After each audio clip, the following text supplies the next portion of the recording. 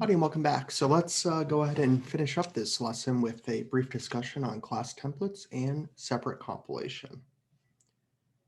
So remember that for each template instantiation, the compiler is going to generate specific code for that instantiation. So each, a stack of ints is a distinct type from a stack of doubles. Each one of these instantiations would receive its own copy of the member functions instantiated for that concrete type. So if you have n different kinds of instantiations for a class template, you're going to have n different types, each with its own member function definitions. Recall that C++ uses separate compilation to compile multiple translation units. That is, the compiler operates on a single translation unit at a time, kind of as each source file goes through the pipeline. They collect at the end directly before the linker stage, and then the linker bundles everything up together into an executable.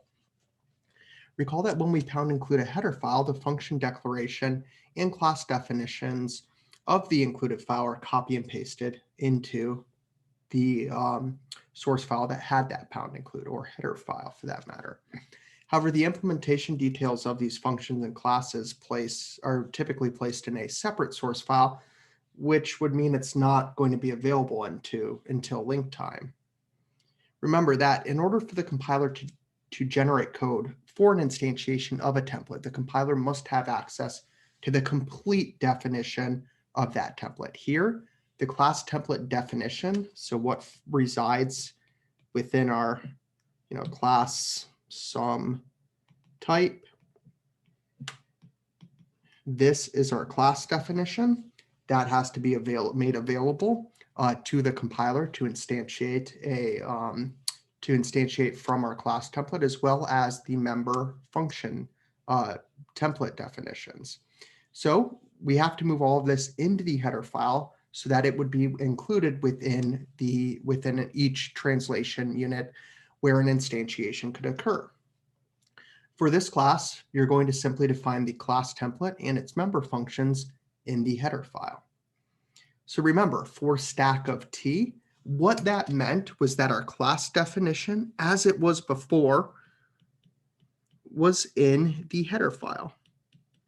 What was new was the fact that, that was a class template, and we, expressed that to the compiler through this template declaration, if you will. But what also is new is that the definitions for the member functions, which in this case are function templates, have been moved to the header file as well. That way, if we were to say pound include stack.hpp within main.cc and then instantiate a stack of int, when main.cc goes through the compiler, it could go ahead and generate the code to perform this instantiation. So it would give us this. And then after doing that, it could perform or complete its type checking on its second review of the code.